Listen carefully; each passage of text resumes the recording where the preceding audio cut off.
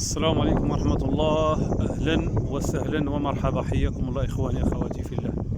واحد السؤال سبحان الله يحيرني كثيرا والله، اللي عنده إن شاء الله شي جواب ولا سامع مثلا شي فتوى ديال أحد العلماء إن شاء الله تعالى بإذن الله يديرها في أول تعليق بإذن الله عز وجل، يعلق إن شاء الله في تحت الشريط بإذن الله. هادشي سبحان الله مصيبة والله، مصيبة عظيمة. احنا عندنا في المغرب أئمة ما تيبغيو يترسموا في شي بيت من بيوت الله عز وجل، خاصو يدفع الرشوة، عاد باش يكون إمام. واش هاد العمل حلال ولا حرام؟ هادشي اللي بغينا نعرفو، حيت كاين تيقول لك المفسده، نديرو واحد المفسده باش توصلك مثلا واحد الغايه حسنه، تيقول لك ماشي مشكل. حنا بغينا نعرفو ان شاء الله كان شي فتوى، لا كان شي فتوى ديال اهل العلم ان شاء الله في اول تعليق ان شاء الله تعالى يعلق ان شاء الله ليستفيد الجميع باذن الله عز وجل. هذه تحير، لا كان الصلاه باطله ديال هاد الامام من الائمه، لا كان الصلاه باطله راه مشكله باطله عنده هو وباطله عند الناس جميعا. هذه راه مشكله كبرى والله، حيت الغالبيه العظمى تيقدموا الرشاوى للمسؤولين، باش يولي امام، باش يستافد من البيت، من السكن في المسجد، ويستافد كذلك من الشهرية التي تقدم له من وزارة الأوقاف.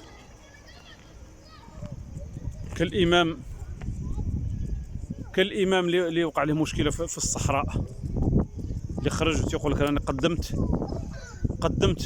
رشوة للمندوب، ديال وزارة الأوقاف، وبعد 8 سنوات طردوا،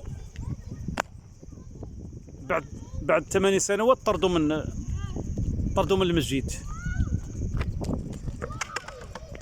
هذه المشكلة خصها ضروري فتوى ديال أهل العلم إن شاء الله تعالى.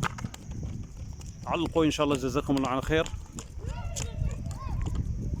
إذا الإمام سبحان الله العظيم يصلي بك 5 صلوات ويدير بك خطبة الجمعة وفوق المنبر ديال النبي صلى الله عليه وسلم، منبر رسول الله صلى الله عليه وسلم، ويفتي فيه، يجيب لك فتاوى ديال أهل العلم ويحلل ويحرم، وهو عاطي رشوة حرام. والنبي صلى الله عليه وسلم يقول لعن الله الراشي والمرتشي والرائش بينهما. فين غنحطوا هذا الحديث النبي صلى الله عليه وسلم؟ السيد فين غنحطوه؟ واش نحطوه في كلام مثلا ديال الشيخ الاسلام ابن تيميه رحمه الله، تيقول لك لا كان عندك شي حق كان عندك وما بغاوش يعطيوه لك الناس اللي داوك الحق، خصك تعطي واحد الرشوه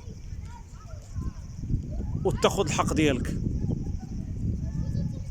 انت لست راشي وهم المرتشي، هم تتحسب لهم رشوه وانت ما تتحسبش لك بانك رشيتي.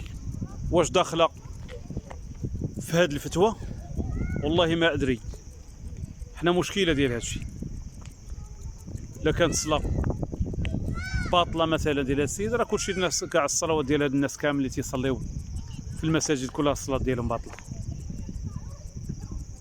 ولا كانت صحيحه والامام هو الآثم في هذا الشيء وما عندهم علاقه بالمأمومين، هذا امر اخر. ان شاء الله تعالى اللي عنده شي فتوى ديال احد الشيوخ، احد العلماء، ان شاء الله تعالى يعلق بها ان شاء الله تعالى تحت الفيديو باذن الله عز وجل ليستفيد الجميع. حتى دي مصيبه والله، مصيبه وتحير. والله العظيم تحير.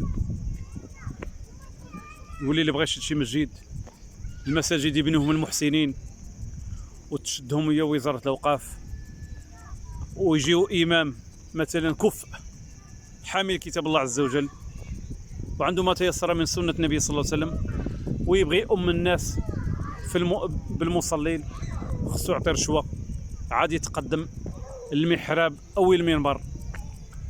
هذه راه مصيبة عظمى، مصيبة عظمى وكبيرة. نسأل الله عز وجل يعافينا وإياكم إن شاء الله تعالى من هذا الشر. هذه إن شاء الله تعالى لمحة بسيطة على هذا الموضوع إن شاء الله تعالى، ونسأل الله التوفيق لنا ولكم ولسائر المسلمين. والسلام عليكم ورحمة الله وبركاته. أحسن الله إليكم.